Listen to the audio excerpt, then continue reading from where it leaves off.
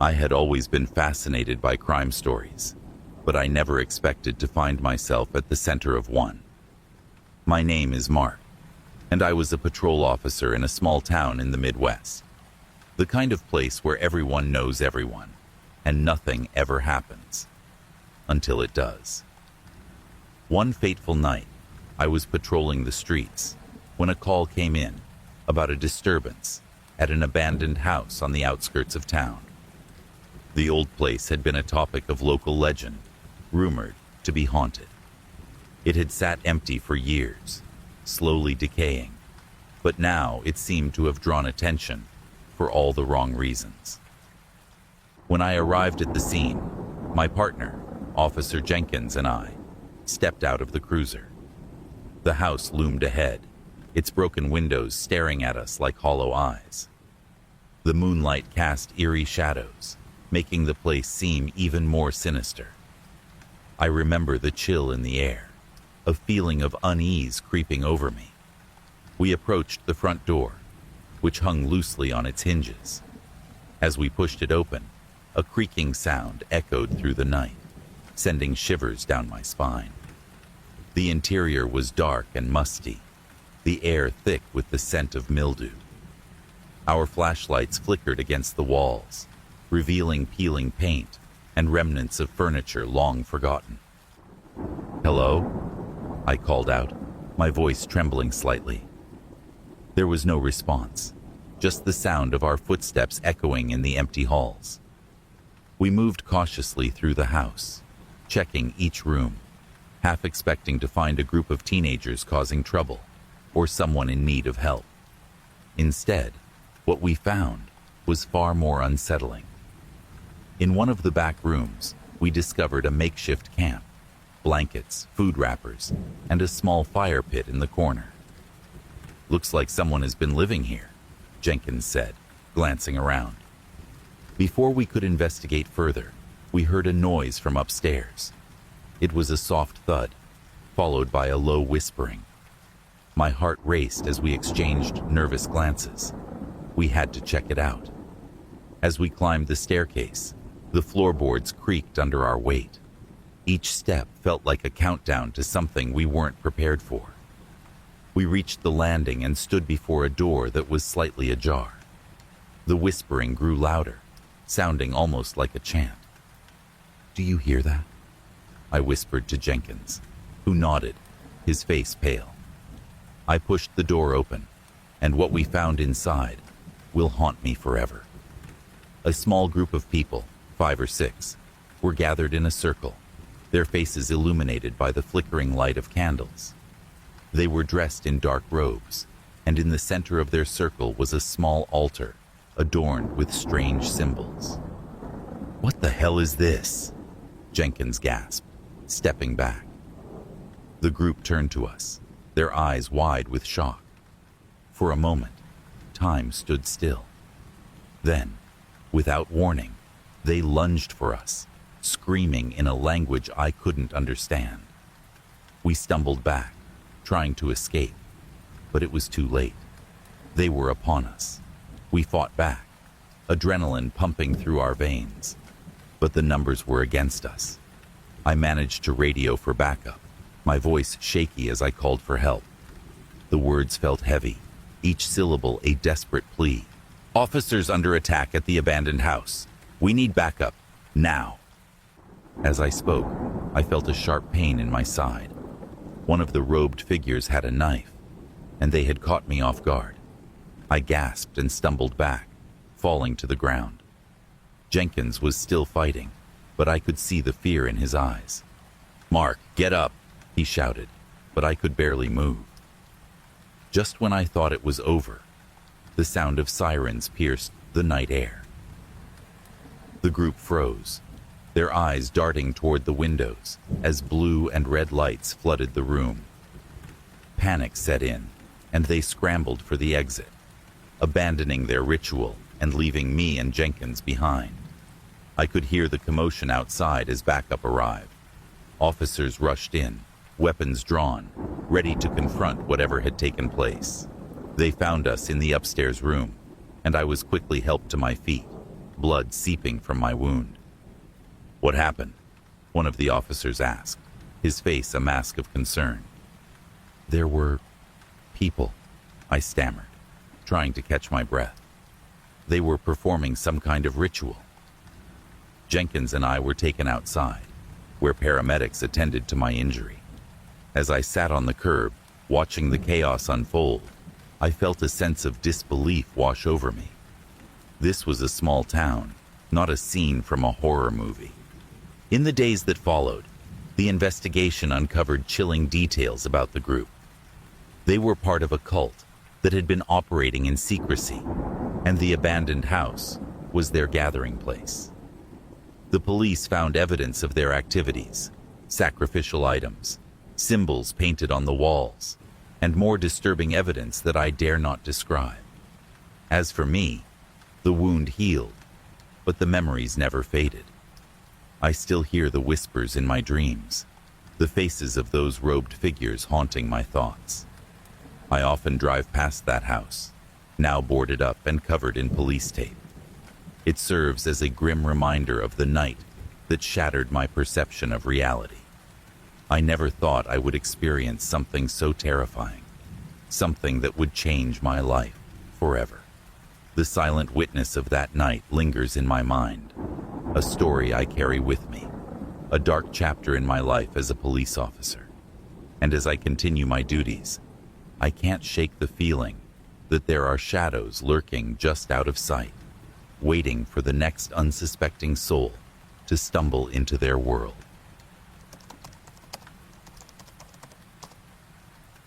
I still remember that night vividly, a nightmare etched into my memory.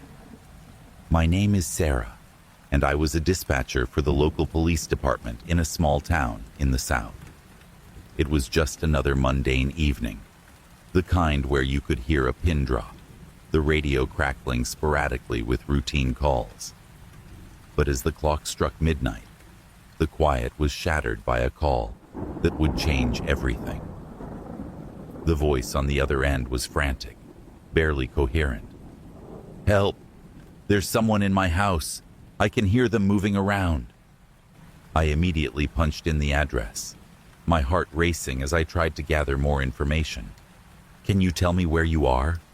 I asked, my tone as calming as I could manage. It's 43 Maple Street. Please, they're going to find me." My mind raced as I dispatched a unit to the location, instructing them to respond with caution. I stayed on the line with the caller, trying to keep her calm. "Can you lock all the doors and stay quiet?" "I can't. I think they're in the living room." I instructed her to find a place to hide and whispered, "Stay quiet and don't make a sound." My fingers danced over the keyboard as I alerted the officers on duty. "We have a possible intruder at 43 Maple Street. Proceed with caution. Backup is on the way." As I listened, the woman's breathing became more erratic, punctuated by muffled sounds from the other side. I could hear a floorboard creaking, and then her voice, barely above a whisper. "They're getting closer. Please hurry." Panic surged through me. I could only imagine the terror she felt, alone in her house, waiting for the police to arrive. "Help is on the way. Just stay on the line with me. You're not alone," I said, trying to project calmness, even as my heart raced. Minutes felt like hours, and I kept glancing at the clock. I could hear the sirens wailing in the distance, growing closer. "I hear them," she gasped. "Oh God, I think they're in the hallway." "Listen to me. You need to stay quiet," I urged, desperate to keep her calm. "Can you move to a different room?" There was a moment of silence, and then I heard the unmistakable sound of a door creaking open. "I can't. They're here." My stomach dropped. "Stay on the line. I need you to describe what you see," I instructed, but all I heard was her frantic whispering. "Dark. I can't see. There's a shadow." Suddenly, there was a loud crash, and I winced at the sound. What was that? I think they broke something. Please, please hurry. The tension was suffocating, and I could feel the weight of the situation pressing down on me. I continued to relay information to the responding officers, urging them to hurry. They're less than a minute away, I told her, but the words felt hollow. Then, the call dropped. A cold chill ran down my spine. I frantically tried to reconnect, but there was nothing but silence. 43 Maple Street, do you copy? I shouted into the radio, panic creeping into my voice. Dispatch, this is Officer Roberts. We're pulling up now. Please hurry. The caller has gone silent. There was a tense pause on the line. We're entering the house now. I held my breath, straining to hear anything, any indication that the woman was okay. Can you see her? I asked, my heart pounding in my chest. Negative, but we're searching the premises. No sign of forced entry. My mind raced as I imagined the worst. Had the intruder harmed her? Keep looking. She was just on the line. Wait, Robert said. There's something in the living room. What do you see? Looks like it's a cell phone. It's still connected to your line. My heart dropped as I realized the gravity of the situation. The woman was still in the house. But where? Can you check the bedroom? We're heading there now. I could hear the officers moving through the house, the creaking floorboards amplifying the tension. Then came a chilling voice over the radio. There's blood on the floor. No, I whispered, tears pricking at my eyes. Dispatch, we need backup and an ambulance. We've found a body. The words felt like a punch to my gut. Is it her? I can't tell yet. We're securing the scene. I sat in silence, my heart pounding as I listened to their movements. The radio crackled with updates, but my mind was racing with thoughts of what could have happened. The woman was terrified, alone, and I felt helpless. After what felt like an eternity, Officer Roberts finally returned to the radio. We've secured the area. It's a woman, late 20s. She's not responsive. A sob escaped my lips. No. She was stabbed. There's no sign of the intruder. We're going to need a detective to investigate. The reality hit me hard. The woman had reached out for help, and we were too late. I couldn't shake the feeling of guilt that enveloped me. I was supposed to be her lifeline, but I couldn't save her.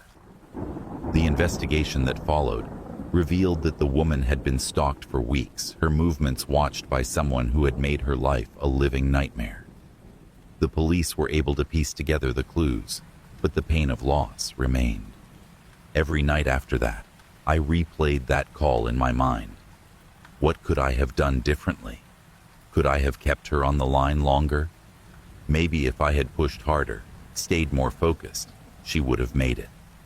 Months later, I still worked in dispatch, but the joy had faded from my job. Each call felt like a weight on my shoulders, a reminder of that night. The last call, the one that haunted my dreams and left an indelible mark on my heart. I often wondered if she had felt my presence through the line, if my voice had given her some comfort, even for a moment. And even though she was gone, I carried her memory with me, a silent promise to never let another call slip through the cracks again.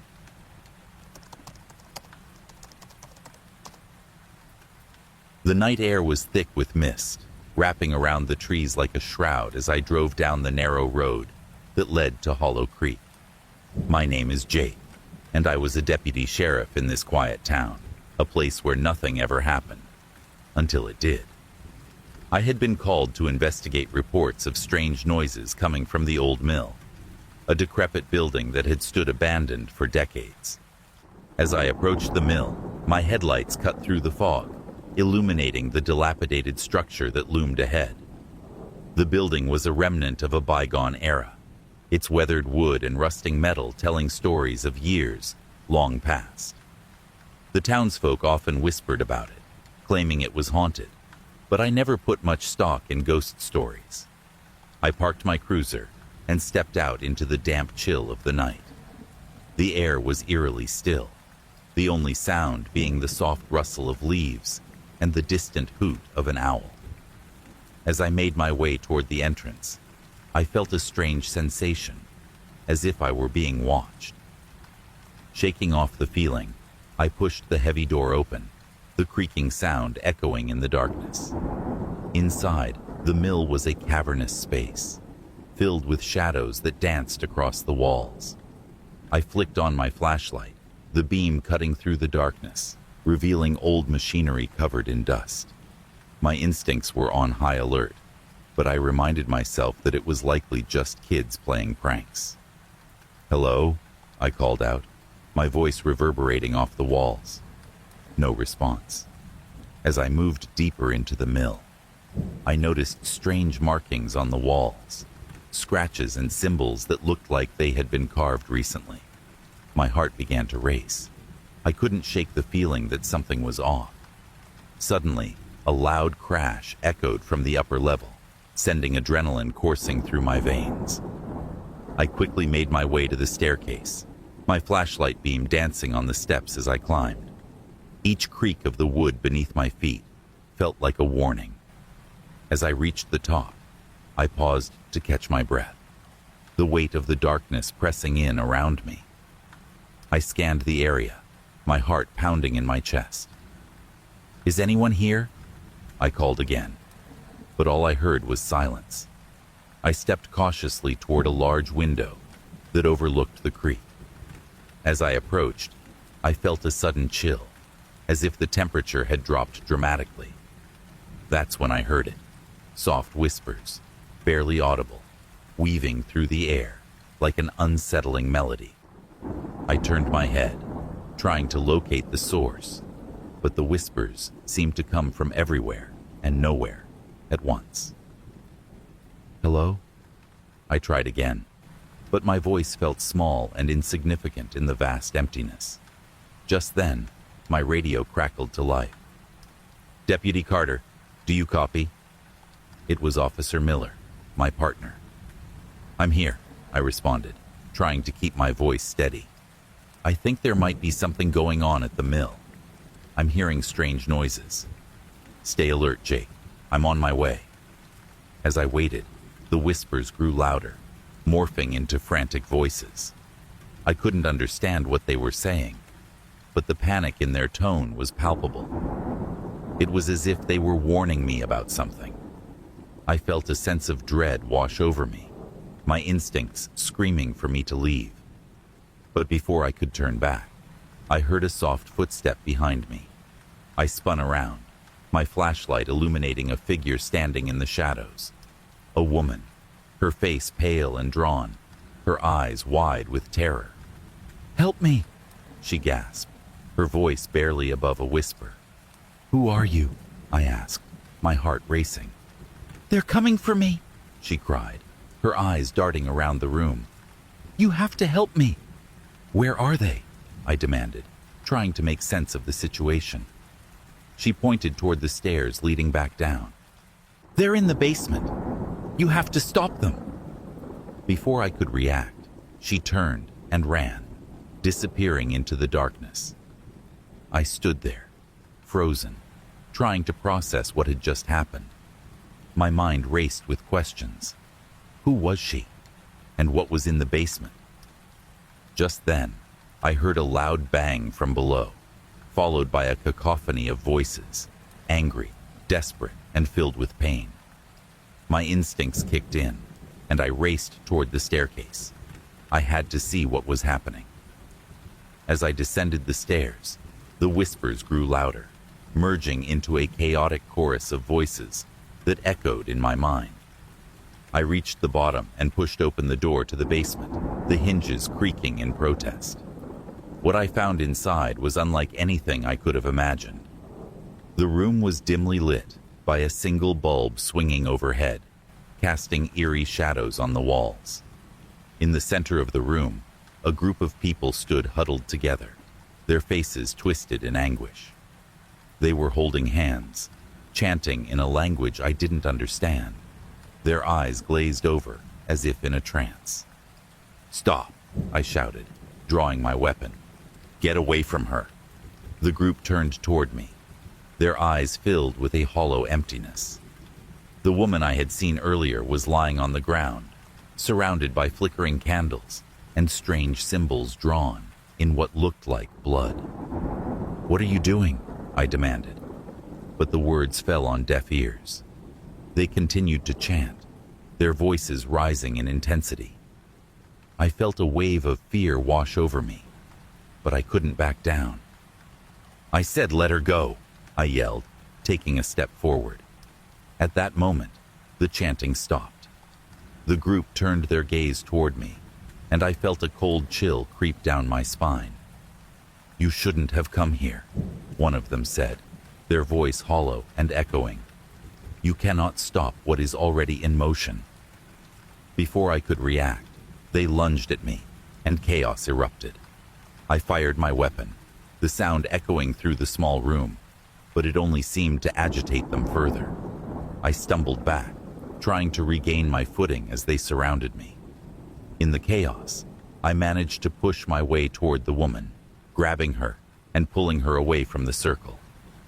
"We have to go," I shouted, dragging her toward the door. But as we neared the exit, a force slammed against me, throwing me to the ground. The group descended upon us, their hands grasping and pulling, trying to drag me back into the darkness. Just when I thought it was over, the sound of sirens pierced the air, breaking through the chaos. The group hesitated for a moment, their attention diverted. In that brief instant, I gathered my strength and pulled the woman free, sprinting toward the exit. We burst out of the mill just as the first patrol car arrived, the headlights cutting through the fog. Officers poured out, weapons drawn, and the group seemed to dissolve into the shadows, their whispers fading into the night. "Jake!" Officer Miller shouted, rushing toward us. "Are you okay?" I nodded, panting, still in shock from what had just occurred. "I think they were trying to summon something. I don't know." The woman trembled beside me, her face pale. "They wanted to take me," she whispered, her voice shaky. Miller quickly assessed her, calling for an ambulance. "You're safe now," he assured her, but I could see the fear still lingering in her eyes. As the paramedics arrived, I glanced back at the mill, a sense of dread settling in my stomach. The echoes of Hollow Creek would haunt me forever. I had entered that place a skeptic, but I left with a deep understanding of the darkness that can lurk in the hearts of people and the unspeakable horrors that can occur when fear and desperation converge. The woman recovered, but the incident left scars that would never heal. Hollow Creek became a place of whispers, a reminder of that night when the shadows nearly consumed us. And for me, the echoes of what I witnessed lingered long after the sirens faded, a chilling reminder that some stories are never truly over.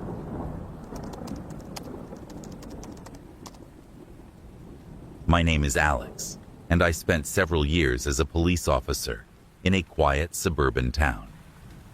In this place, the most excitement we had was responding to barking dog complaints or helping lost children find their parents. But one chilling night, I found myself at the center of a mystery that would haunt me for the rest of my life. It was late October, and a thick fog rolled in, blanketing the streets and muffling the usual sounds of the neighborhood. The moon was hidden behind dark clouds, casting an eerie gloom over everything. As the night shift began, my partner, Officer Thompson, and I patrolled the streets, enjoying the stillness that seemed to envelop the town. As we drove past the old cemetery on the edge of town, I noticed something out of the corner of my eye. A figure darted between the tombstones, moving too quickly for me to get a clear look. Did you see that? I asked Thompson, who had been busy checking the dispatch radio. See what?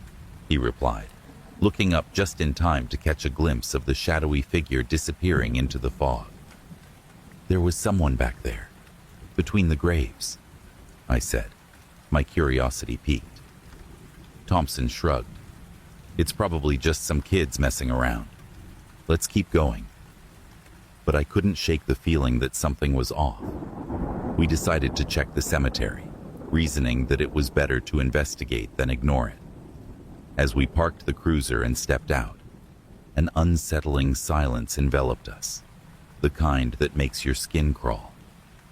We walked cautiously among the headstones, my flashlight beam cutting through the mist. "Hello," I called out, half expecting an answer.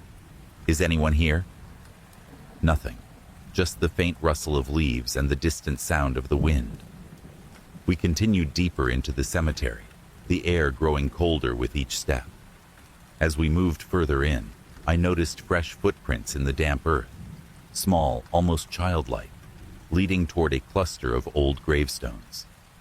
"Thompson, look at this," I said, pointing to the footprints. He knelt down to examine them. They look like they're from a kid, but why would a child be out here at this hour? Before I could respond, we heard a soft giggle, like the tinkling of wind chimes. The sound sent a chill down my spine. "Did you hear that?" I whispered, my heart racing. Thompson nodded, looking uneasy. "Yeah, it came from over there." We followed the sound, moving cautiously between the gravestones. The giggle echoed again, this time closer, and I felt a wave of dread wash over me. "This isn't right," I murmured. As we approached a particularly old grave, the giggling stopped abruptly. In its place, a sense of foreboding filled the air. I aimed my flashlight at the grave, illuminating the name etched into the stone. Sarah Mitchell, born in 2005, passed away in 2006. "Is this a joke?" Thompson asked, clearly unsettled. "What kind of sick prank is this?" I shook my head.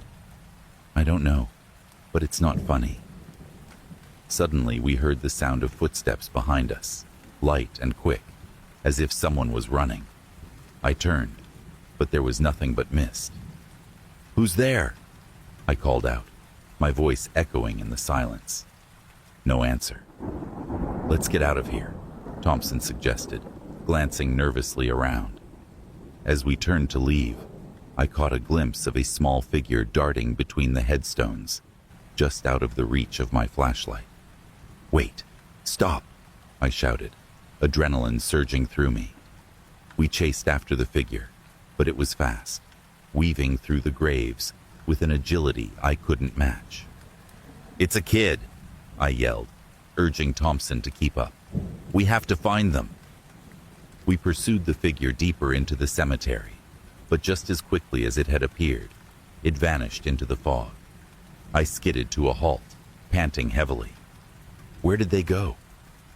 "I don't know, but we can't just leave them out here," Thompson replied, his voice shaky. We split up, searching the area around us, but it was as if the ground had swallowed the child whole. Minutes passed, and just when I thought we would have to call in backup, I heard a faint sound, the unmistakable sound of a child's laughter, this time coming from the direction of the old cemetery gate. "Over here!" I called out, running toward the sound. As I approached the gate, I stopped in my tracks. The child stood there, silhouetted against the fog, staring at me with wide eyes. "Help me," she whispered, her voice barely audible. "Where are your parents?" I asked, trying to keep my voice steady. "They're not here," she said, her expression unreadable. "I'm lost." Before I could respond, I noticed the gravestones around her, all marked with dates from long ago. "What's your name?" I pressed, feeling a growing sense of dread. "Sarah," she said, a ghostly smile crossing her face. My heart dropped. Sarah, you mean Sarah Mitchell? Suddenly, the fog thickened, swirling around me like a living thing. I felt a cold breeze pass through, sending chills down my spine. Where did you come from? I stammered, struggling to make sense of what was happening. I just wanted to play, she replied, her voice turning hollow. And in that moment, I understood. She wasn't lost. She was trapped, a spirit bound to this place. Panic surged through me as I turned to call for Thompson. But when I looked back, Sarah was gone, the fog closing in around me. Thompson! I shouted, my voice filled with desperation. We need to get out of here. I ran back toward where I had last seen him, but the cemetery felt different now, twisted and disorienting. The path I had taken vanished into shadows, and the headstones seemed to loom over me, watching. Finally, I spotted Thompson near the entrance, his expression pale. What happened? He asked, glancing back toward the depths of the cemetery. There was a girl, a little girl named Sarah. I gasped, breathless. She wanted help, but I don't think she's really here. Thompson's face turned ashen. I don't like this, man. We should call it in and leave. We hurried toward the cruiser, casting nervous glances over our shoulders. The giggles echoed once more, filling the air with a haunting melody as we fumbled for the door. Just as we reached it, the sound of footsteps followed us, growing louder. I jumped into the driver's seat, starting the engine while Thompson hopped in beside me. Go, go, he urged, and I slammed on the gas, speeding out of the cemetery. As we drove away, the fog began to lift, and the laughter faded into the distance. I glanced in the rearview mirror, half expecting to see the girl standing there. But all I saw was the mist enveloping the gravestones. We didn't talk much after that. The silence in the cruiser was thick, both of us lost in our thoughts. I kept replaying the events in my mind, trying to convince myself that I had imagined it all, but the feeling of dread lingered, a heavy weight in my chest. In the following days, I researched the old cemetery and discovered that Sarah Mitchell had died in an accident, a tragedy that had shaken the town. I learned that the little girl had been loved and mourned, her memory preserved in the hearts of those who knew her. But knowing this did little to ease my mind. I had felt her presence, seen her spirit, and I couldn't shake the feeling that she was still out there, forever trapped in that fog-laden graveyard. From that night on, I never returned to Hollow Creek Cemetery, and I advised my fellow officers to steer clear as well. The echoes of Sarah's laughter haunted my dreams, a chilling reminder that some mysteries are best left unsolved, and some souls may never find peace.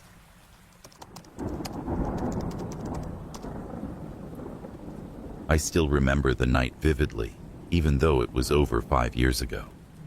My name is Lisa, and I was a police officer in a small town nestled in the heart of the Midwest. It was a place where nothing much ever happened, until that night.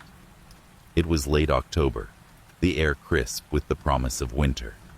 The leaves had fallen, leaving skeletal trees silhouetted against the darkening sky.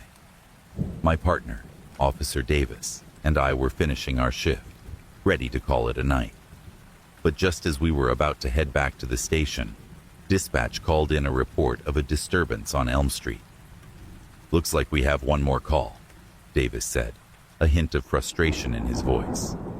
I sighed, but nodded, turning the cruiser toward the sound of the call.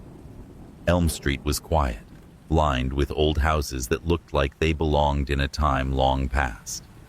The streetlights flickered ominously, casting eerie shadows on the pavement. As we pulled up, I saw a small crowd gathered outside a 2-story house at the end of the street. People whispered among themselves, their faces pale, eyes wide with fear. I parked the cruiser and stepped out, my heart racing with a mix of curiosity and apprehension. "What's going on?" I asked a woman standing at the edge of the crowd. "They say they saw something," she replied, her voice trembling. "Something in the windows. A shadow." "Just a shadow?" I asked, trying to mask my skepticism. Shadows can play tricks on the mind, especially in the dark. "No," she insisted. "It was moving, watching us." Davis and I exchanged glances, a mixture of doubt and intrigue swirling between us. "All right, we'll take a look," I said, stepping toward the house. As we approached the front door, I noticed that the house was older than the others on the street, with peeling paint and creaky stairs. The atmosphere was thick with tension, and I could feel the hair on the back of my neck stand up. "Stay close," Davis warned as we stepped inside, our flashlights illuminating the darkened interior. The air was stale, heavy with a musty scent. The living room was cluttered with old furniture covered in sheets, giving the impression that no one had lived here for years. I moved cautiously, scanning the corners with my flashlight. "Anyone here?" I called out, my voice echoing in the silence. No response. We moved deeper into the house, the floorboards creaking beneath our feet. The whispers from outside faded into the background, replaced by an oppressive stillness that wrapped around us like a shroud. "Let's check the upstairs," I suggested, trying to shake off the uneasy feeling settling in my stomach. Davis nodded, and we made our way up the narrow staircase, the air growing colder with each step. At the top, a long hallway stretched out before us, with doors on either side. As we started to open the doors, I heard a faint noise, a soft thud, as if something had fallen. My heart raced as I turned toward the end of the hallway. There, a door stood slightly ajar, a flicker of light spilling into the darkness. "Did you see that?" I whispered, pointing to the door. Davis nodded, his expression serious. "Let's be careful." We approached the door slowly, the creaking of the floorboards amplifying the tension in the air. I pushed the door open, revealing a small bedroom, the walls painted a pale blue. In the center of the room stood an old rocking chair, gently swaying back and forth, despite the stillness of the room. A chill ran down my spine. "What the hell?" Suddenly, a shadow flickered across the wall, and I felt a rush of cold air sweep past me. I turned, but there was nothing there. "Davis!" I called out. But when I looked back, he was no longer at my side. Panic surged through me as I called out again, my voice trembling. "Lisa!" I heard him shout from somewhere below. I hurried out of the room, searching frantically for him. The house felt like a maze, each hallway and corner leading me further into confusion. "Davis!" Finally, I spotted him standing in the living room, staring at something on the floor. "What is it?" I asked, breathless. He pointed to a small object lying on the ground, a child's toy, an old wooden train. "I found this," he said, his voice barely above a whisper. "It shouldn't be here. There's no way a kid lived here." Suddenly, the air grew colder, and a feeling of dread settled in my chest. I turned, and for just a moment, I saw a shadow dart across the wall, small, almost childlike, as if someone was playing hide and seek. "Did you see that?" I gasped, looking back at Davis. He nodded, his face pale. "We need to get out of here. Now." As we rushed for the door, I felt the unmistakable sensation of being watched. It was as if the house itself was alive, aware of our presence. When we stepped outside, the crowd had gathered even closer, their faces etched with concern.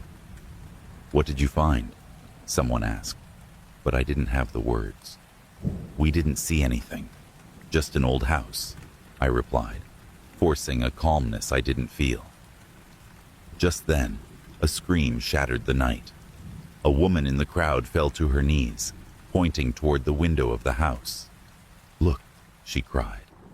I turned, and my heart dropped. In the window stood a figure, the silhouette of a small child. The figure stared out at us, its eyes wide, filled with a haunting sadness that seemed to pierce through the darkness. "Get back!" I shouted, my instincts kicking in as I pulled out my radio. "Dispatch, we need backup." But as I called for help, the figure vanished, leaving nothing but empty darkness in its wake. The crowd erupted into chaos, people backing away from the house, fear etched on their faces. "Let's get everyone away from here," Davis said urgently, ushering the crowd back. As we worked to calm the onlookers, I couldn't shake the feeling that we had stirred something in that house, something that didn't want to be disturbed. The haunting figure of the child lingered in my mind, a specter of sadness that seemed to call out for help. The following days were a blur. The town was abuzz with rumors about the shadow on Elm Street. Some claimed it was the spirit of a lost child, while others insisted it was merely a trick of the light. But deep down, I knew what I had seen. Weeks later, I couldn't shake the feeling of dread that had settled over me since that night. I returned to the station, hoping that some distance would help me forget. But I soon learned that strange things continued to happen at the old house. Neighbors reported flickering lights, eerie sounds, and glimpses of a child's shadow moving in the windows. The mystery of Elm Street became a topic of local legend, a story passed down among the residents. Some warned against approaching the house, insisting that it was cursed, while others dared each other to venture close, only to return wide-eyed and shaken. As for me, I never returned to Elm Street. The memories haunted me, a reminder that some shadows linger longer than others, and some spirits never truly find peace. I learned that darkness can hide in the most unsuspecting places, waiting for the right moment to reveal itself, and that sometimes it's better to leave certain mysteries unsolved.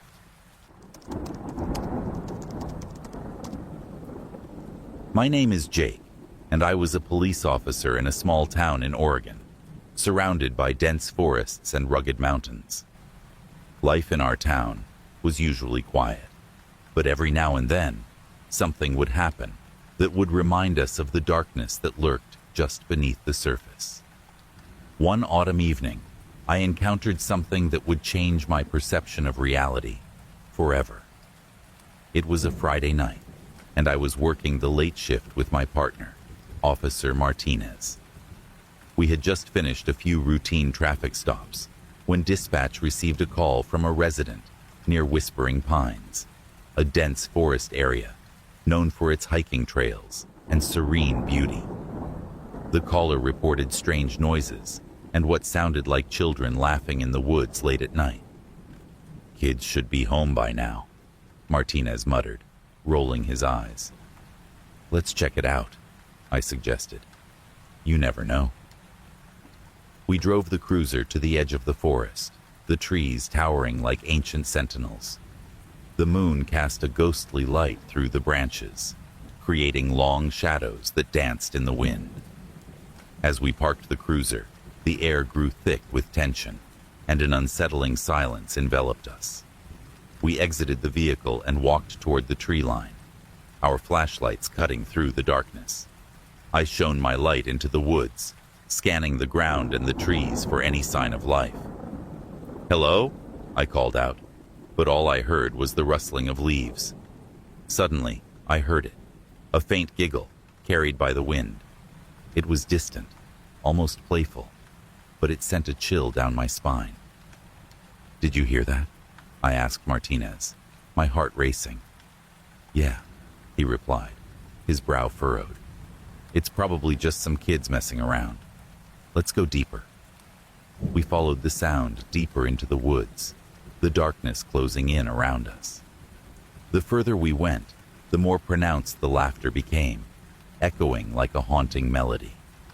I felt uneasy, as if we were being watched. As we ventured further, the laughter transformed into whispering, low and unintelligible. "What the hell is that?" I murmured, glancing at Martinez, who looked equally unsettled. "I don't like this, man. We should head back," he said, a hint of panic in his voice. Just as we were about to turn around, we stumbled upon a clearing. In the center stood a small, dilapidated cabin, partially hidden by overgrown foliage. The windows were dark, but I felt an overwhelming urge to investigate. "Let's check it out," I said, despite the nagging voice in my head, warning me to turn back. We approached the cabin, the laughter and whispers growing louder. My pulse quickened as I knocked on the door. "Police, is anyone inside?" I called out, my voice echoing in the stillness. No response. I pushed the door open, the hinges creaking like the moans of the dead. The interior was dark and musty, filled with cobwebs and dust. A single lantern hung from the ceiling, flickering ominously. As we stepped inside, the atmosphere shifted. The laughter was gone, replaced by an eerie silence that hung heavily in the air. "This place gives me the creeps," Martinez said, scanning the room. I agreed. "Let's take a look around and get out of here." We moved cautiously, shining our flashlights over the furniture and walls. Old photographs hung crookedly on the walls, their faces faded and unrecognizable. It felt like we were intruding on something that shouldn't be disturbed. Suddenly, from the corner of my eye, I noticed movement. I turned, and my flashlight illuminated a small figure darting across the room. "Did you see that?" I shouted, my heart racing. "Yeah. What the hell was that?" Martinez replied, his voice shaking. We rushed toward the figure, but it vanished into the shadows. "This is getting out of hand," I said, trying to keep my composure. As we made our way to the back of the cabin, I heard a child's voice call out, soft and sweet. "Help us." "Who's there?" I called out, my voice trembling. "Help us. Please." The voice echoed again, more insistent this time. Panic surged through me. "We need to leave now," I said, grabbing Martinez's arm. But before we could turn to leave, the front door slammed shut with a loud bang, plunging us into darkness.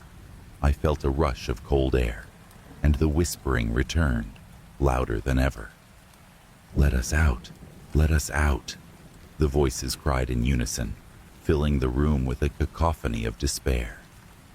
Martinez and I exchanged terrified glances, the realization hitting us that we were trapped.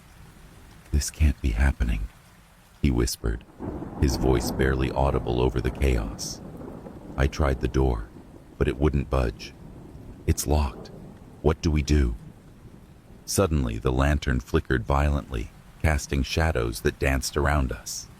The whispers grew louder, swirling in a storm of fear and anguish. "Help us! Help us!" Desperate, I grabbed my radio and tried to call for backup, but there was nothing but static. The cabin felt alive, closing in around us as the walls creaked and groaned. "Stay close," I said, trying to stay calm. "We'll find another way out." We moved toward a window at the back of the cabin, our only hope of escape. As we approached, I saw something out of the corner of my eye, a figure standing in the darkness. It was a child, no older than 7, with hollow eyes and a sad expression. "You have to help us," she whispered, her voice barely a breath. "Where are you?" I asked, my heart racing. "Here." She pointed to the floor, and I followed her gaze to a trap door hidden beneath a rug. "Is this how we get out?" I asked, feeling both hope and dread. "Please," she pleaded, her voice cracking. Without hesitation, I yanked the rug away and opened the trap door. A cold gust of wind rushed out, and I could feel the weight of despair emanating from below. "Let's go," I shouted, pulling Martinez with me as we descended into the darkness. The stairs creaked under our weight as we made our way down into a dimly lit cellar. The air was heavy, filled with a palpable sense of sorrow. The child's whispers faded into silence, and I felt a chill run down my spine. "We need to find a way out of here," I said, scanning the small space for another exit. In the far corner, I noticed a small window. I rushed toward it, desperation fueling my movements. I pushed against the frame, but it wouldn't budge. Suddenly, the whispers returned, filling the cellar with a chorus of lost souls. "Help us! Help us!" "Enough!" I yelled, trying to drown out the voices. Martinez looked terrified, his eyes wide with fear. "What do we do? We can't stay here." Just then, the door at the top of the stairs creaked open, and a shadow loomed above us. My heart raced as I looked up, but all I could see was darkness. "Get away!" I shouted, backing away from the window. But the shadow grew closer, the whispers growing louder, drowning out my thoughts. "Help us! Help us!" In a moment of sheer panic, I turned and charged toward the window again, throwing my shoulder against it with all my strength. The frame splintered, and the glass shattered, sending shards flying in all directions. I scrambled through the broken window, the cold air hitting my face like a slap. "Come on!" I yelled to Martinez, who followed close behind. We landed hard on the ground outside, gasping for breath as we lay on the damp grass. I looked up at the cabin, expecting to see the shadow watching us, but it was gone, swallowed by the night. "Did we get away?" Martinez gasped, his face pale. "I think so," I replied, still trying to catch my breath. As we stumbled back to the cruiser, the whispers faded into the distance, leaving only the rustling of leaves behind. We drove back to town, the adrenaline slowly dissipating as we recounted the night's events.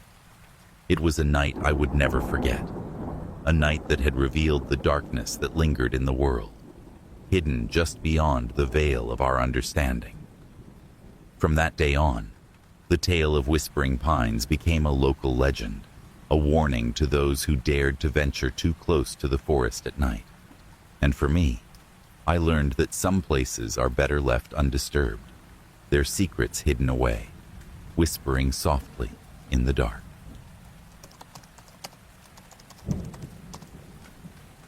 I never expected my night shift to end with a feeling of dread so profound that it would haunt me for years. My name is Tom, and I was a police officer in a small town in Virginia. We often joked that nothing ever happened in our little corner of the world. But one cold November night, that all changed. It was just past midnight when I received a call from dispatch about a strange report. A resident had spotted a police car parked at the edge of the woods, with its lights flashing, but no one inside. "Sounds like a prank," I muttered to my partner, Officer Hayes, as we drove toward the wooded area. Who would leave a patrol car out there in the middle of the night? "Could be something more serious," Hayes replied, his brow furrowed. "Let's check it out." As we approached the location, the trees loomed over us like dark sentinels. The moonlight filtered through the branches, casting eerie shadows on the ground. My stomach twisted with an uneasy feeling, but I brushed it off as nerves. We parked the cruiser and stepped out, the chill in the air wrapping around us like a shroud. "Keep your eyes peeled," I said, scanning the area. The only sound was the rustling of leaves and the distant hoot of an owl. We walked toward the edge of the woods, where we spotted the police car parked haphazardly near the tree line. Its lights flashed intermittently, casting a strobe-like effect that made everything feel surreal. "What the hell?" I whispered, moving closer. Whoever was driving this car is long gone, Hayes said, his voice low. I opened the car door, but it was empty. The radio crackled with static, and I couldn't shake the feeling that something was off. Where do you think they went? I asked, glancing around. Let's check the woods, Hayes suggested, but I hesitated. Do we really want to go in there? It's late, and we don't know what we're walking into, I replied, feeling the weight of apprehension settle in my chest. Come on, Tom. We can't just leave this car here. What if someone is hurt? Reluctantly, I nodded, and we stepped into the darkness of the woods. The ground was uneven, roots and rocks jutting out like hidden traps. As we ventured deeper, the air grew colder, and an oppressive silence enveloped us, broken only by the crunch of leaves under our feet. Hello? I called out, hoping to hear a response. Anyone out there? The only answer was the echo of my voice fading into the night. After a few minutes of searching, we heard a rustling nearby. Did you hear that? Hayes whispered, his expression tense. Yeah, it came from over there. I pointed toward a cluster of trees. We moved cautiously, the tension thickening with every step. As we approached, I caught sight of something moving in the shadows, an outline of a figure. My heart raced as I called out, "Police, identify yourself." The figure froze, and for a moment, I thought we had found our missing officer. But when the figure turned, I was met with a face that made my blood run cold. It was not an officer. The person standing before us was disheveled and wild-eyed, their clothes torn and dirty. "Help me," they whispered, their voice trembling. "Are you all right? Where's your partner?" I asked, trying to assess the situation. "I don't know. I was out here, and then—" The figure stammered, their gaze darting around as if they were being hunted. Hayes stepped closer. "What happened? Are you injured?" Before the figure could respond, the atmosphere shifted. The air grew colder still, and the whispering returned, low and indistinct, echoing through the trees.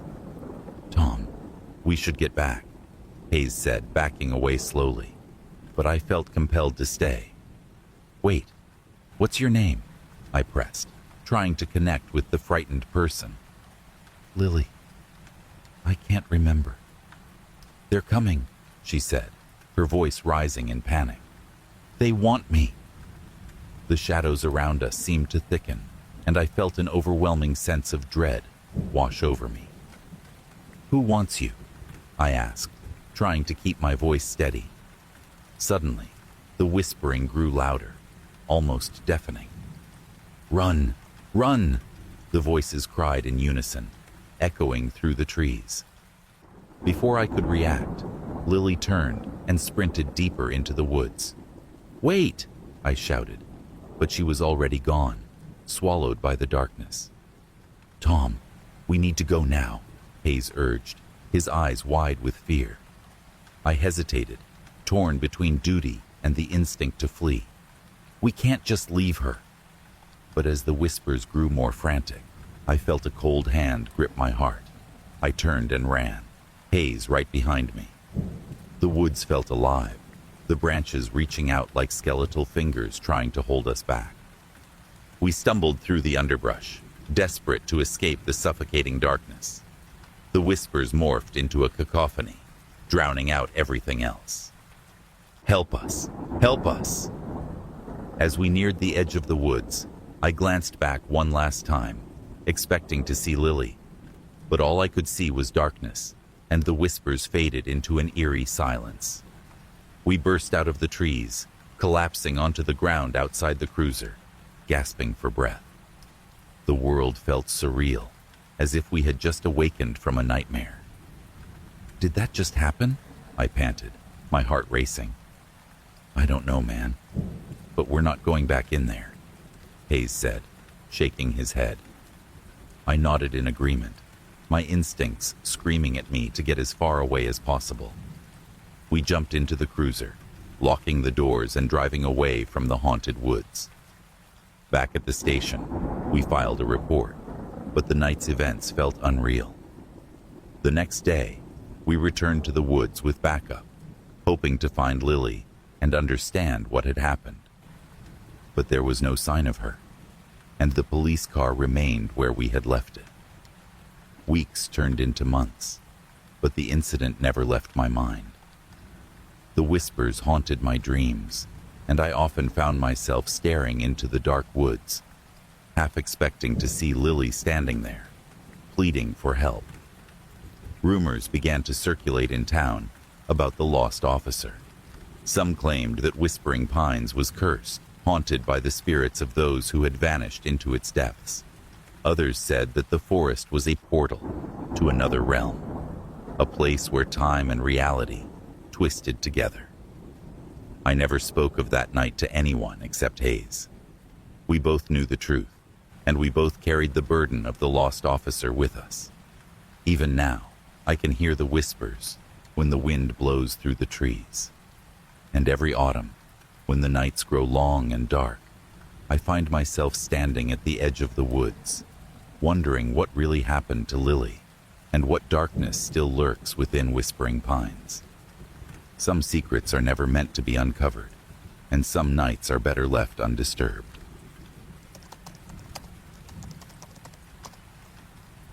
I never believed in ghosts or the supernatural until one chilly evening in November, while patrolling the outskirts of our small town in Michigan. My name is Officer Mark Reynolds, and I've been with the department for nearly a decade. Most of my nights consist of routine traffic stops, checking in on the occasional noise complaint, or directing lost tourists. But that night was different. It was the beginning of an experience that would forever alter my understanding of what exists beyond the veil of our everyday lives. It started when I received a call from dispatch about a series of strange lights reported in the woods near the old abandoned cabin just outside of town. I had heard urban legends about that cabin, tales of hauntings and eerie occurrences, but I brushed them off as mere folklore. Still, my curiosity piqued, and I decided to check it out. As I drove along the winding road, the trees seemed to close in around me, their branches clawing at the darkening sky. The air was thick, with an unsettling quiet, broken only by the crunch of leaves beneath my tires. I arrived at the cabin just as dusk settled in, casting long shadows that danced along the ground. The structure stood crooked and dilapidated, draped in vines and surrounded by a thick underbrush. I stepped out of my cruiser, the cold air biting at my skin. As I walked toward the cabin, my flashlight illuminated the ground, revealing a trail of footprints leading away from the entrance. Weird, I muttered to myself. It didn't look like any animal tracks I recognized, and there were too many for just one person. I approached the cabin cautiously, my heart pounding in my chest. I called out, "Hello? Is anyone here?" My voice echoed back to me, swallowed by the dense woods surrounding the cabin. No response. As I moved closer, I noticed the lights mentioned in the dispatch call, flickering in the distance, deeper in the woods. They danced in a way that seemed almost intentional, beckoning me to follow. Against my better judgment, I decided to investigate. After all, I was trained to handle emergencies, and perhaps someone needed my help. I followed the lights, pushing through the underbrush. The atmosphere grew heavier, and the trees around me seemed to shift and sway unnaturally, casting eerie shadows on the ground. Every instinct screamed at me to turn back, but curiosity drove me forward. Eventually, I arrived at a small clearing, illuminated by the strange lights. In the center stood a circle of large stones, each engraved with symbols I had never seen before. The lights flickered around the stones, illuminating the air with a ghostly glow. My breath caught in my throat as I realized I was not alone. Standing among the stones was a figure, tall and shadowy, with features obscured by the dim light. I couldn't make out any distinct features, but the presence felt unsettling, as if it were watching me intently. "Who's there?" I called out, my voice trembling. The figure did not respond but continued to stare, unblinking. Suddenly, the lights flickered violently, and a gust of wind swept through the clearing, chilling me to the bone. I took a step back, feeling an overwhelming sense of dread wash over me. "This isn't right," I thought, turning on my heel to leave. As I started to back away, I heard a soft whisper echoing through the trees, a sound so faint I could barely make it out. Stay with us." The voice was melodic, yet haunting, and it sent shivers down my spine. My instincts kicked in, and I turned to run. But as I did, the figure stepped closer, blocking my path. "Help us," it whispered, its voice now clearer, but still shrouded in an otherworldly quality. Panic surged through me, and I stumbled backward, trying to regain my composure. "Get away from me," I shouted, my voice rising in desperation. The figure's presence seemed to loom larger, its shape distorting in the flickering light. "You must help us," it repeated, more insistent this time. With every ounce of strength, I turned and sprinted back through the underbrush, my heart racing. The whispers followed me, echoing in the wind, urging me to stop, to turn around. But I didn't dare look back. I burst into the clearing near the cabin, my breath coming in ragged gasps. I sprinted to my cruiser, fumbling for my keys. The woods felt alive around me, the shadows shifting and closing in. I could almost hear the whispers growing louder, the sense of being followed, creeping in. Finally, I managed to start the car and slammed it into gear, peeling away from the cabin. I drove down the winding road, not daring to slow down until the familiar lights of town appeared in the distance. Once back at the station, I reported my experience to my colleagues. They laughed it off, attributing it to a wild imagination and fatigue. But I knew what I had seen and heard. I wasn't crazy. The whispers haunted my dreams for weeks, their melodic tones echoing in my mind. Days turned into weeks, and I tried to forget the experience. But the woods continued to call to me, a constant reminder of the encounter. I began to investigate local folklore, uncovering stories of lost souls trapped in the woods, luring people into their realm.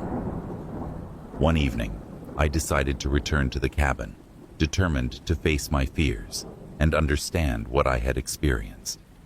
As I approached, the air felt charged, alive with an energy I couldn't explain. The cabin stood as it always had, but the atmosphere was different, almost electric. I entered cautiously, my flashlight cutting through the darkness. The place was still and silent, the weight of its history pressing down on me. I made my way to the back where the lights had flickered that night. As I stepped into the clearing once more, the atmosphere shifted. The air grew thick with tension, and the shadows seemed to pulse with life. I stood in the center of the stone circle, feeling a strange connection to the ground beneath me. "Is anyone there?" I called out, my voice steady but laced with apprehension. The wind picked up, rustling the leaves and carrying with it the faintest whisper. "Help us!" I took a deep breath, steeling myself. "What do you want from me?" In response, the lights began to flicker, illuminating the clearing with a soft glow. The figure reappeared, more defined this time. I could make out its features, hauntingly familiar, with eyes that seemed to pierce through me.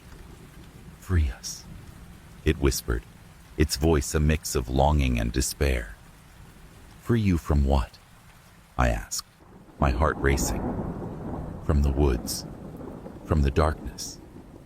I felt a surge of compassion for the figure, realizing that it was trapped, caught between this world and the next.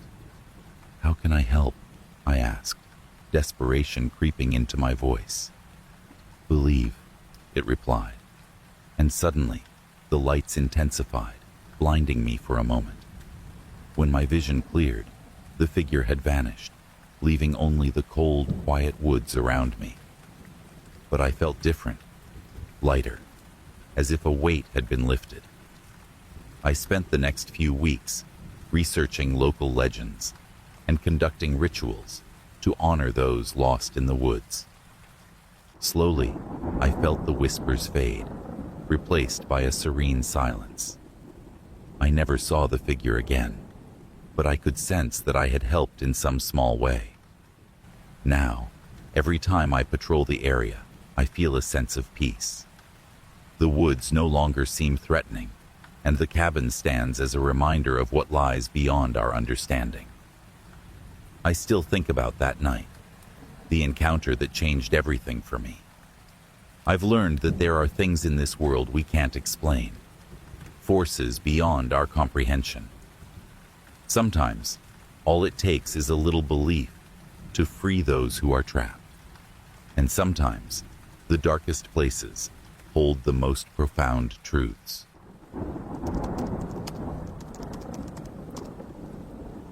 As a police officer in a small town in Idaho, I had my fair share of strange calls, but nothing prepared me for the night I stumbled upon the forgotten radio. My name is Officer Jessica Hayes, and I've been patrolling these streets for over 5 years. It was a chilly October evening, just before Halloween, when my night shift took an unexpected turn. The shift had been slow, and I found myself driving aimlessly down the back roads, trying to shake off the feeling of restlessness that hung in the air. The trees lining the roads had shed most of their leaves, their skeletal branches clawing at the darkening sky. As I passed by an old, dilapidated farmhouse at the end of a long gravel drive, something caught my attention. A faint light flickering from inside the house. Curiosity piqued, I decided to check it out. The house had been abandoned for years, a relic of a time long gone. I parked my cruiser near the entrance and grabbed my flashlight, stepping cautiously toward the creaking front door. The air was thick with an unsettling silence, the kind that makes your skin crawl. "Dispatch, this is Officer Hayes. I'm checking out an abandoned property on Maple Street. I'll update you shortly," I said into my radio, trying to steady my nerves. The door swung open with a loud groan, revealing a dusty foyer that smelled of mildew and decay. I shone my flashlight around, the beam illuminating faded wallpaper and broken furniture. The flickering light seemed to come from a room at the back of the house, and as I moved deeper inside, I heard a faint crackling sound, like static on a radio. Pushing through the cobwebs, I found the source, an old antique radio perched atop a dusty table.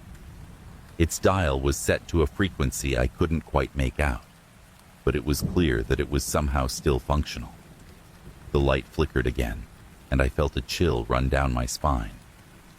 "Is anyone here?" I called out, my voice echoing in the empty house. Silence answered back, but the static on the radio intensified, a cacophony of whispers that seemed to swirl around me. I leaned closer, straining to catch what was being said. "Help us," a voice murmured, barely audible over the static. I jumped back, my heart racing. "Hello," I said again, feeling foolish for talking to an old radio. But something compelled me to listen. I adjusted the dial slightly, and the whispers became clearer.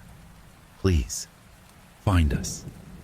The voice was desperate, filled with a pleading urgency that sent shivers down my spine. I hesitated, torn between fear and curiosity. "Who are you?" I whispered, half expecting an answer. But all I got was a burst of static, followed by silence. Taking a deep breath, I picked up the radio, cradling it in my hands. I'm a police officer. If you need help, I can assist you. Where are you?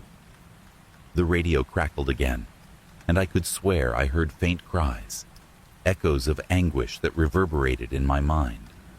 I felt a strong urge to help, but I couldn't understand what I was dealing with.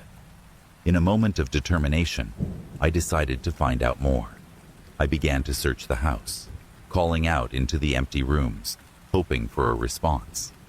I moved through the living room, kitchen, and finally down a narrow hallway, lined with dusty photographs. They depicted a family from long ago, smiling and full of life. At the end of the hall, I found a door slightly ajar. I pushed it open and stepped into what appeared to be a child's bedroom. It was untouched by time, the bed made neatly, toys scattered across the floor. But what drew my attention was a large old trunk in the corner. I approached it slowly, my heart pounding. Something about the room felt alive, almost electric. I unlatched the trunk, and as I lifted the lid, a wave of dust billowed into the air. Inside were clothes, toys, and faded letters. I began to sift through them, and that's when I found a small diary. As I flipped through the pages, I discovered entries from a girl named Emily. She wrote about her family, her fears, and her dreams of adventure. But then the tone shifted. The last few entries were dark, filled with mentions of shadows and whispers at night. I felt a chill run down my spine. Help us. The radio crackled again, breaking the silence. I rushed back to the radio, my heart racing. Emily? Is that you? I called out, my voice trembling. Find us. In the woods.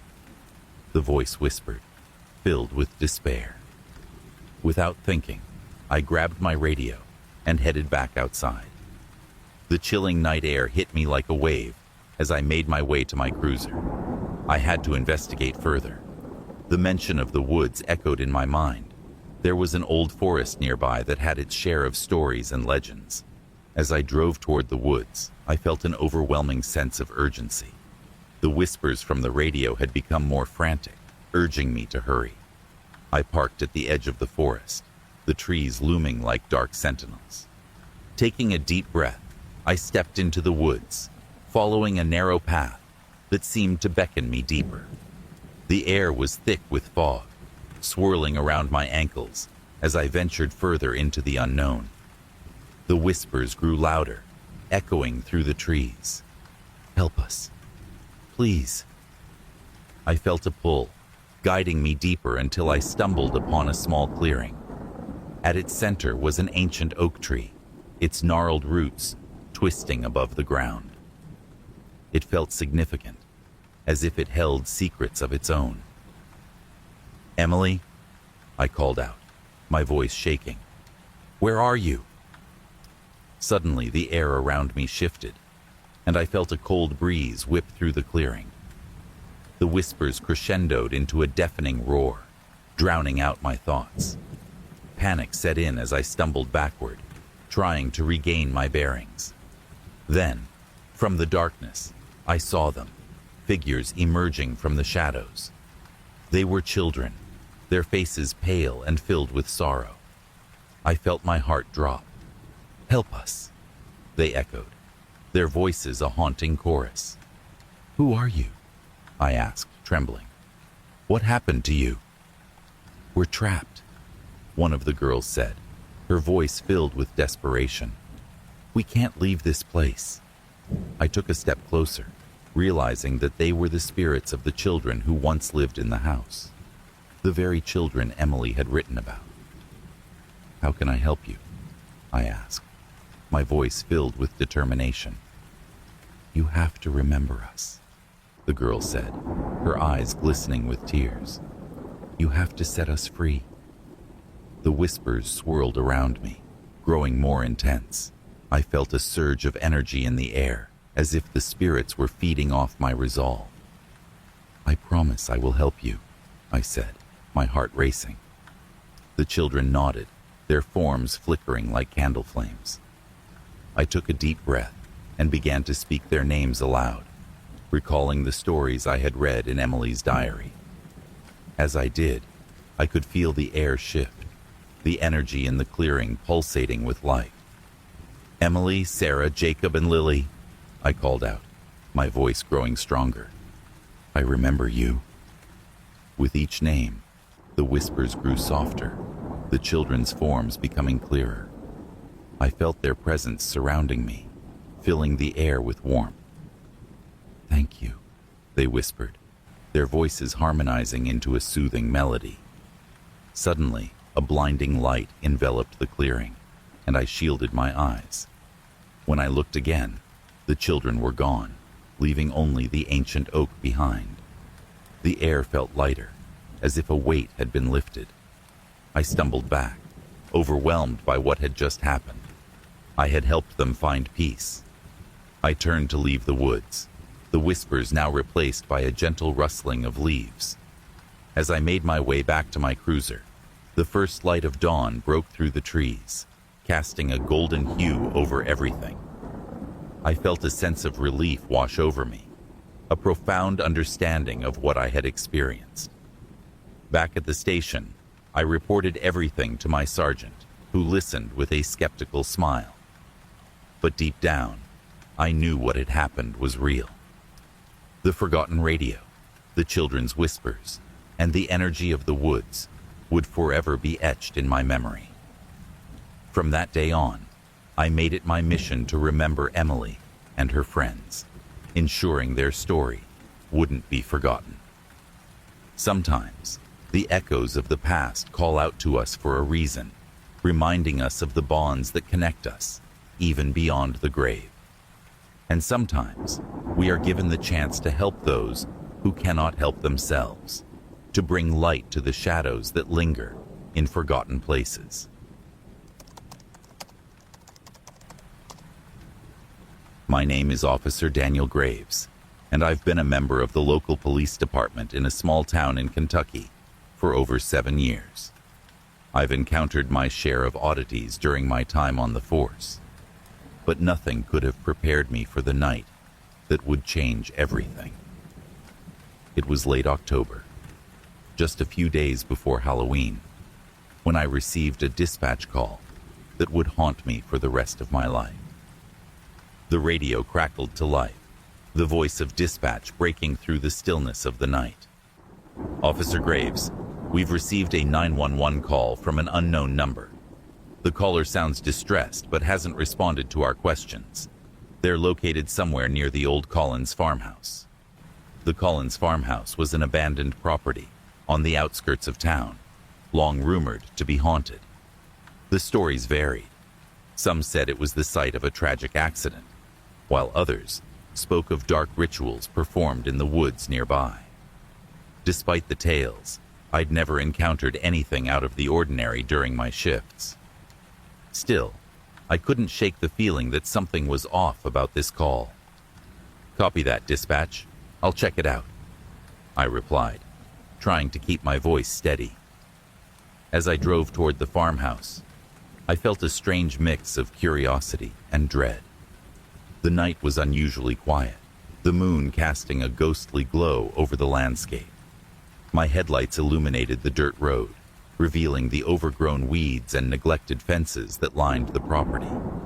Arriving at the farmhouse, I parked my cruiser near the entrance. The structure loomed ahead, dark and foreboding, its windows shattered and the door hanging ajar. I stepped out of my car, my flashlight cutting through the darkness, revealing the desolate surroundings. The air was heavy with the scent of damp earth and decay, and an eerie silence enveloped the area. "Dispatch, I'm at the Collins farmhouse," I said into my radio.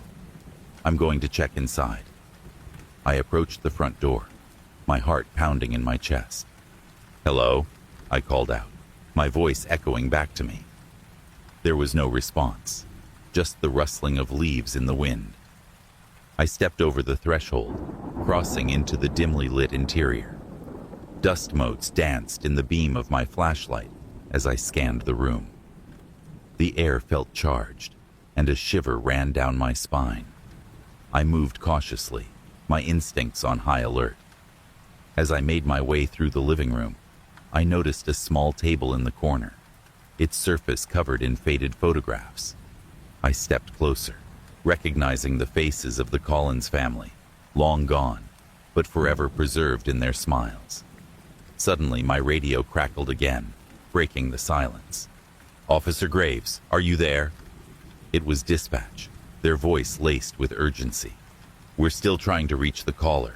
They're in distress. Can you confirm you're at the location?" "Yes, I'm here.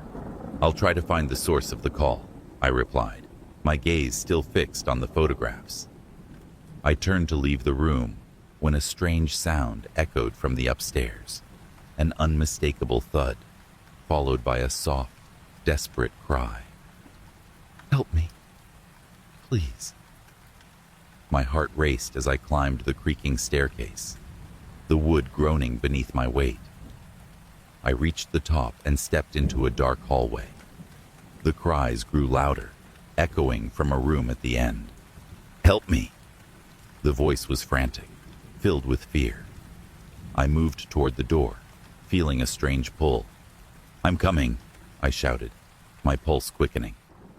I pushed the door open, revealing a small, dimly lit bedroom. In the corner sat a figure, a girl no older than 16, her eyes wide with terror.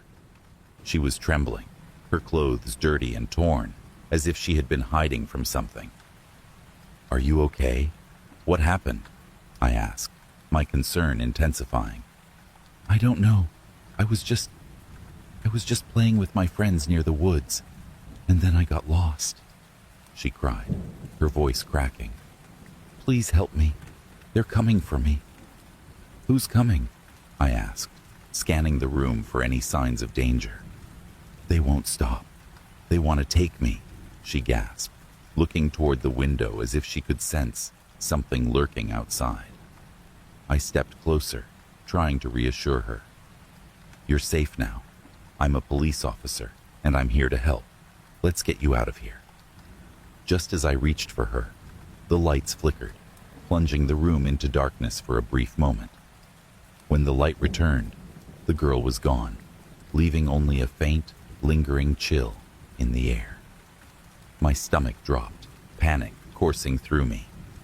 "Dispatch, I need backup," I shouted into my radio, my voice echoing in the empty hallway.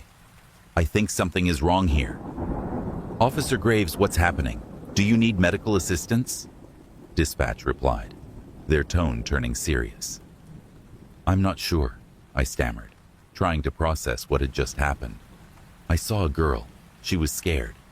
She said someone was coming for her." The radio crackled again. "Stay calm. We're sending units your way. Just stay put and keep your eyes open." I turned back toward the bedroom, desperate to find the girl again. As I entered, the air grew colder, and the feeling of being watched crept over me. I searched every corner, but there was no sign of her. Only the lingering scent of fear hung in the air. Suddenly, the radio emitted a loud static, followed by the girl's voice, distorted but clear. "You need to leave before it's too late." "Where are you?" I shouted, my voice filled with urgency. But there was no response, only the oppressive silence of the old farmhouse. My instincts screamed at me to get out, to leave this place behind, but I couldn't abandon her. She needed help, and I was determined to find her. I moved back to the hallway, peering into each room. As I approached the staircase, I heard a soft whisper behind me. "Help me." I spun around, my heart racing.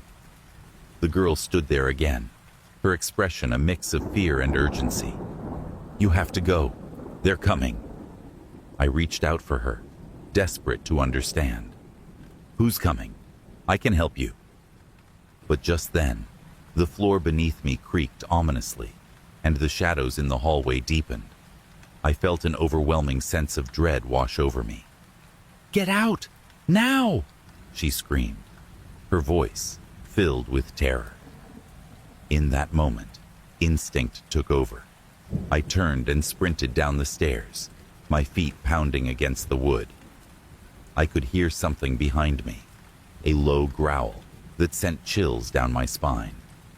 I burst through the front door, stumbling outside into the cool night air. I rushed to my cruiser, fumbling for my keys as the growling intensified. I could feel something dark lurking just behind me, urging me to leave. I finally managed to unlock the door and jumped into the driver's seat, slamming the door shut. "Dispatch, I'm leaving the scene," I shouted into my radio, my hands trembling as I turned the engine over. "I'm not alone here. Something's wrong." "Officer Graves, can you clarify?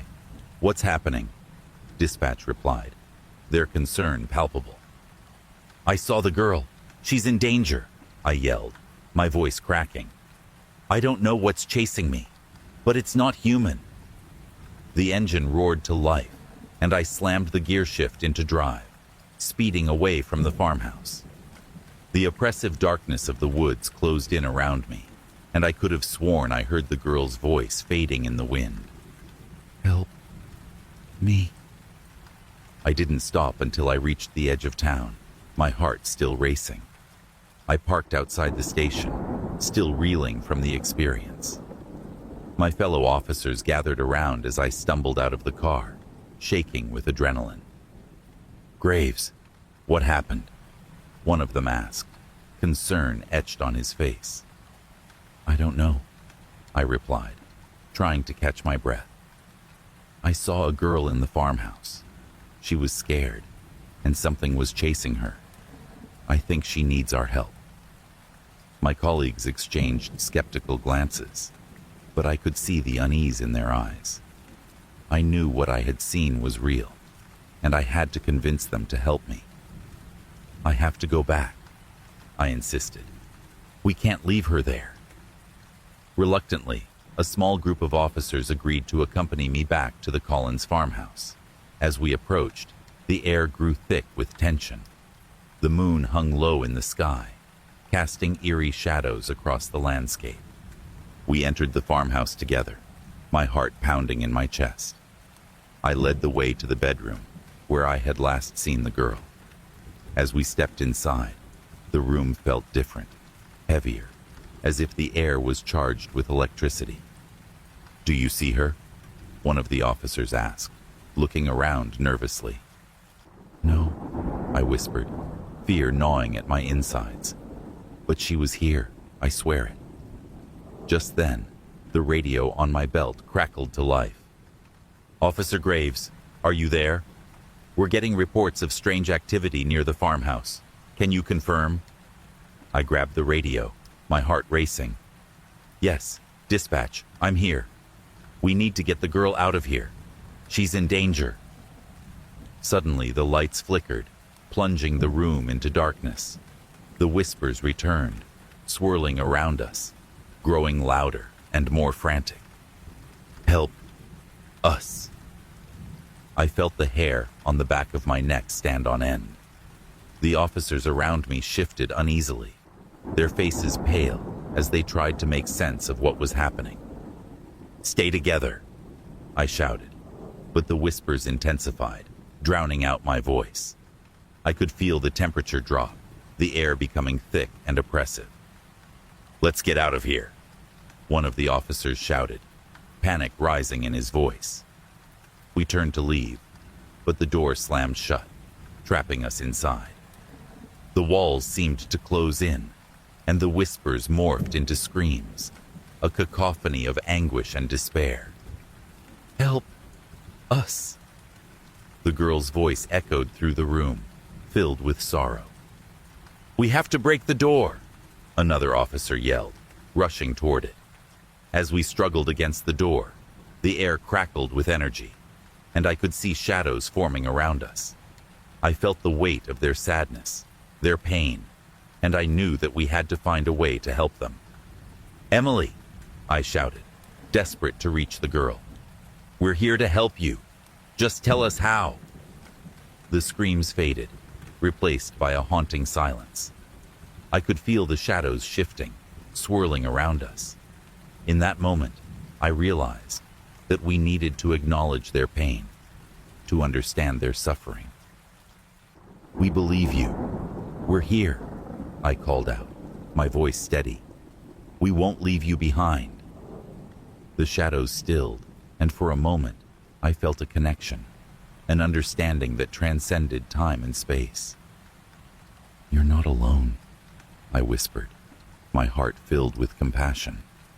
As if responding to my words, the door suddenly flew open, and the oppressive atmosphere lifted. The shadows dissipated, and the girl appeared in front of us, her expression calm and serene. "Thank you," she said softly, her voice a gentle whisper. "You set us free." With that, she vanished, leaving only a warm glow in her wake. The other officers stood in shock, staring at the empty room. "Did we just—" one of them began, but the words faded as we processed what had just happened. I took a deep breath, relief flooding through me. "I think we did. I think we helped them." We left the farmhouse together, the weight of the night slowly lifting as dawn broke on the horizon. The chilling tales of the Collins farmhouse would live on, but now there was a new story, one of compassion and understanding, of helping lost souls find peace. From that day forward, I never doubted the power of connection. Sometimes, the echoes of the past call out to us, reminding us of the importance of empathy and the duty to help those who cannot help themselves. And sometimes, we are given the chance to bring light into the darkness, to ensure that no one is forgotten.